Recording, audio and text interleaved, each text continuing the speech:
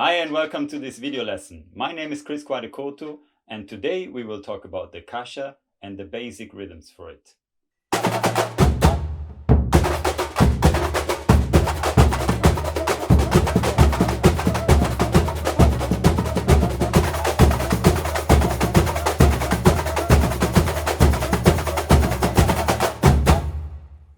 Hi and welcome back to my YouTube channel. My name is Quade Couto and today we will talk about the Caixa and the basic rhythms for it. The Caixa is a kind of snare drum. It probably it came out of the Portuguese marching drums, but different to a classic snare drum, it doesn't have the snare wires here on the bottom skin, but it has guitar strings on the top, on the skin where you actually play. This creates a completely different sound. It's much drier. It doesn't sound so long. And this is very important because in the samba schools, sometimes in a bateria, there are up to 100 caixa players. And imagine if 100 caixa players would have snare drums with this shh sound of the wires on the bottom. That would make a big noise. So the sound of the caixa strings, it's very sharp and very dry, so that if you have 100, you have the possibility to get a really unique sound of 100 players. The Caixa is always very high tuned. This is also because it doesn't need to sound too much because you have 100 of them. So it's more about the, let's say, the carpet of the sound. So you really need to hear the strings, but not so much the instrument. Yeah, you need to hear this.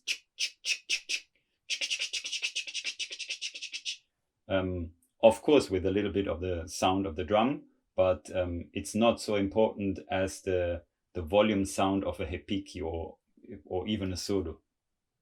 So always make sure that your caixa is tuned high enough. There are two ways of holding the drum. And I will show you both of them. One is called embaixo, down, and the other one is called cima, up. So one is on your arm like this, like you saw in the beginning of the video, and the other one is on a strap in front of your body. Let's start like this. I just put it on a strap over one shoulder, and I put it in one of the lugs, very similar to the repique, and then I put it like this, and I turn it to the side a little bit so that I can play relaxed. But this is because I play with a technique like this. Yeah, so my right hand is a classic drum set stick, and in this hand I hold the stick like this between those two fingers here, and then I put those two below to control it a little bit. So I play by turning my arm. It's a bit similar to the tambourine turning technique. Yeah, so that my arms can relax, it's better to bend it over to the side a little bit like this. Otherwise, if I would play both hands like this, I would play a little bit more tensed. Yeah. So in the beginning, this might be a bit strange for you to hold the stick like this, but it's really worth rehearsing it and trying to get used to it.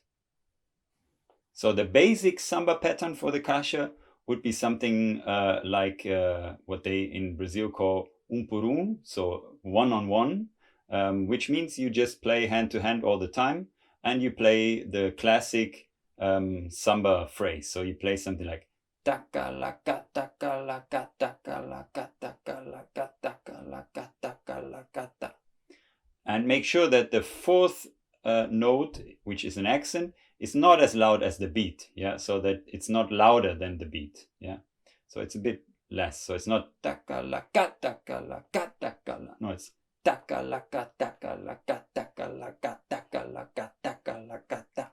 So that when you play fast, you get a forward feeling of the rhythm. Let's see it slowly. One accent on the right hand, ghost note on the left, ghost note on the right, accent on the left, and another accent on the right. That's one beat. So you have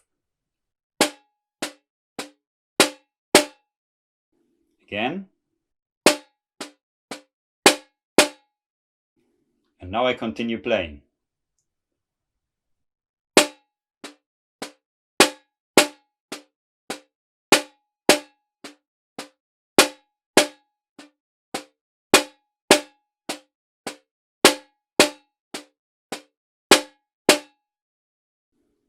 A little bit faster. 1, 2, 3, 4.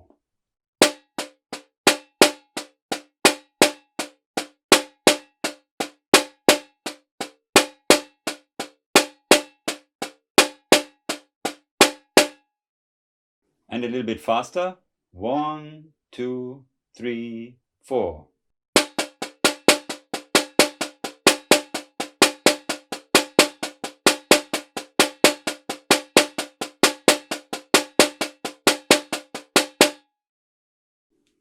And a little bit faster. 1, 2, 3, 4.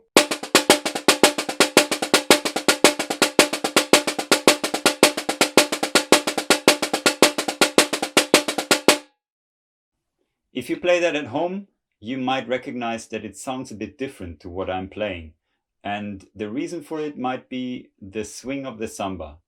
In another video, I will talk about this in detail, so we can sort that out later. Another basic pattern to play embaixo like this would be the pattern of the samba school Mocidade. Some of you might know this groove as Bossa Clave. The Bossa Clave is a bit tricky to understand in the beginning and not to get lost, but I will explain it slow, I will play it fast, and after a while, after getting used to it, you will understand where are the beats and how to find orientation inside of the groove. Okay, I will play it very slow once for you.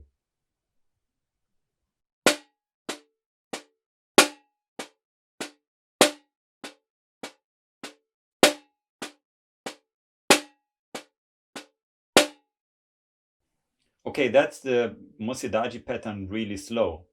But to understand it, you would need to do it a bit faster, and you would need to understand where the accents are located. So I will try to sing it to you. The first accent is straight on the beat, on the 1. The second is the 16th note before the 2. The next accent is the offbeat between 2 and 3. The next one is the offbeat between 3 and 4. And then the last one is the 16th note straight after the beat number 4. So all together, singing it with the surdo de primeira, so the low surdo sound on beat 2 and 4, it would be something like ta ta ta ta ta ta ta ta ta ta ta ta ta ta ta ta ta ta ta. But be careful not to get lost inside the rhythm. So let me play it a little bit faster for you. 1, 2, 3, 4.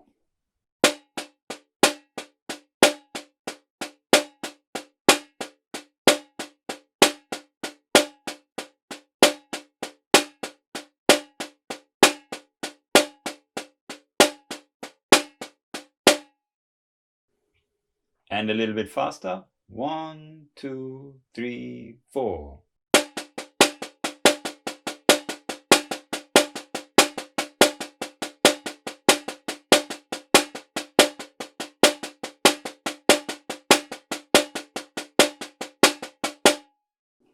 And a little bit faster. 1, 2, 3, 4.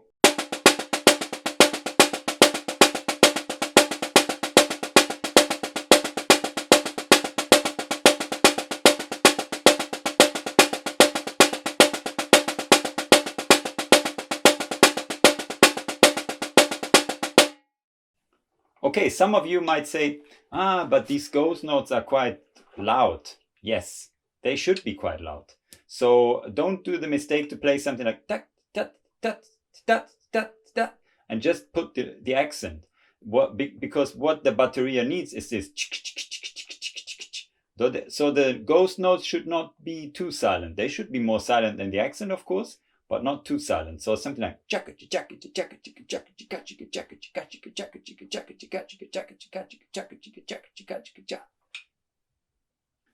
another very famous rhythm for Caixa embaixo is the rhythm of Mangueira.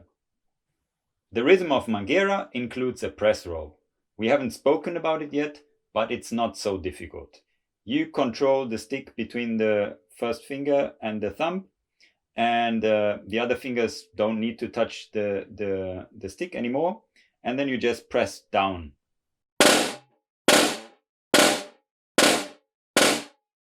Make sure not to make it too long and not too short. Not something like this,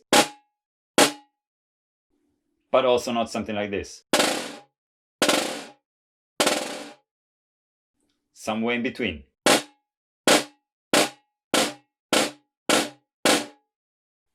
And the rhythm is not hand to hand, which is probably the most difficult part about it.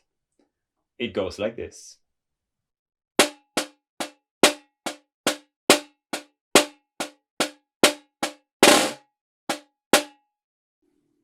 Again.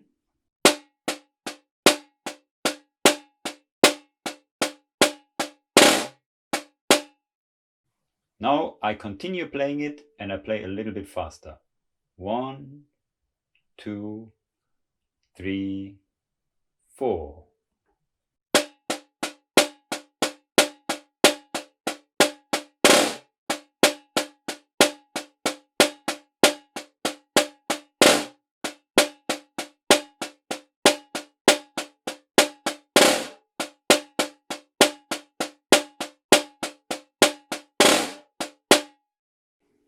And a little bit faster. 1, 2, 3, 4.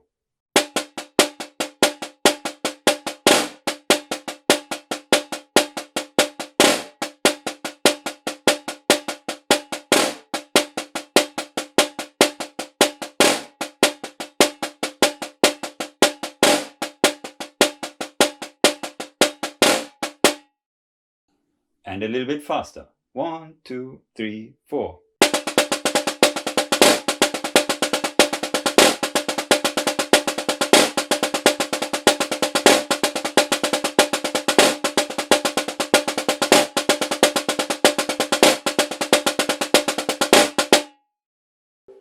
Okay, now let's talk about the Caixa in cima.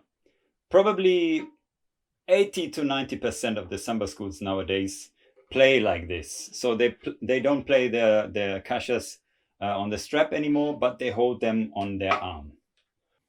In the beginning, it's not so comfortable and not so easy to hold the drum like this, but you will get used to it very quick. What I do is I want to have the caixa strings horizontal later on. So I search for the side of the drum where the strings are attached like this, and I put this in the direction of my body. And then on the other side, this lug, the one below this, is going inside of my arm, and the other one, the one above, is going on top of my shoulder, somehow like this. And then the next lug here, yeah, this one, this is going on my underarm, something like this. Now my left hand is here, and my left hand is not grabbing the drum or holding the drum or something like this, but only my wrist is supporting it. Yeah. In the beginning, you need to get used a little bit to the weight, but I'm not very strong and I can play like this for a very long time. So it's really just a question of getting used to it. As your left arm is a bit limited like this, all the rhythms that you play in cima are adapted so that the accents are all on the right hand.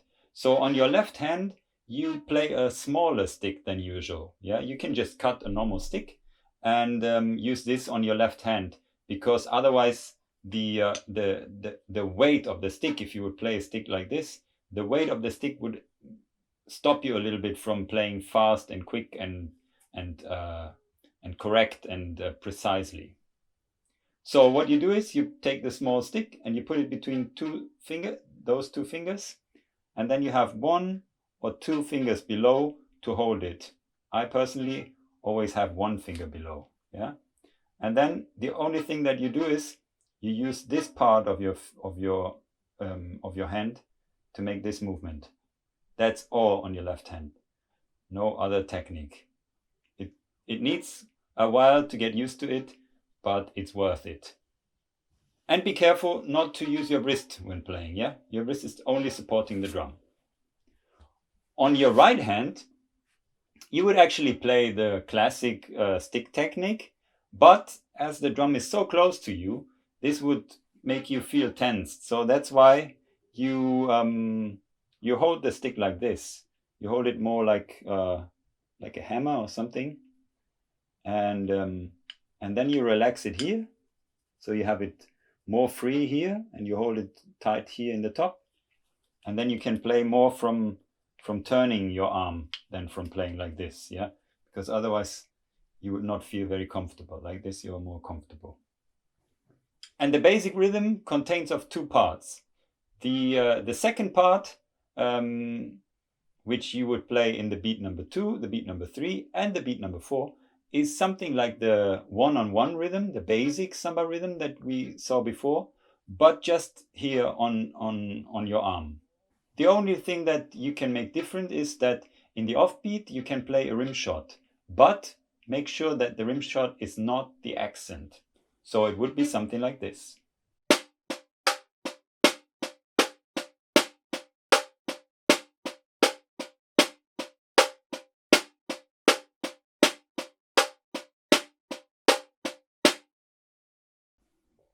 The first part of the rhythm is a bit more tricky.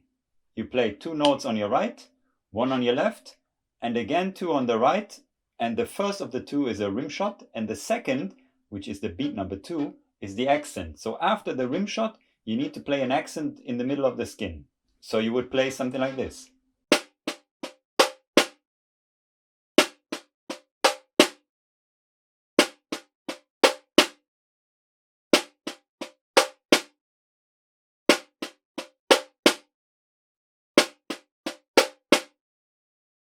Now combining the 2, in the first beat you play tuku chika tu, and then you just continue tuku chaka tuku chaka tuku chaka, and start again from the beginning. So it's something like this.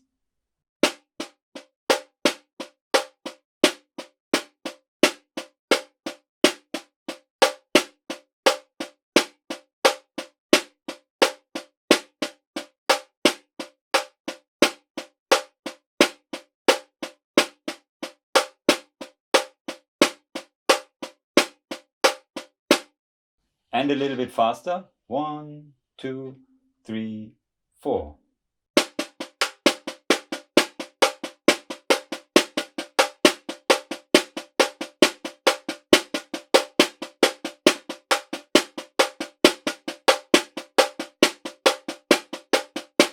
And a little bit faster. 1, 2, 3, 4.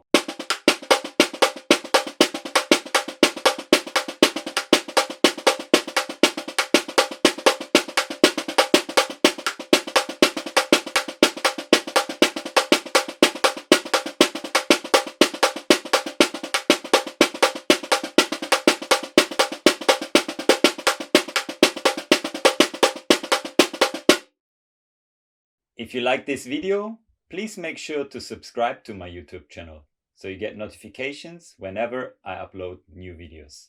Thank you for watching and see you in the next video. Bye bye.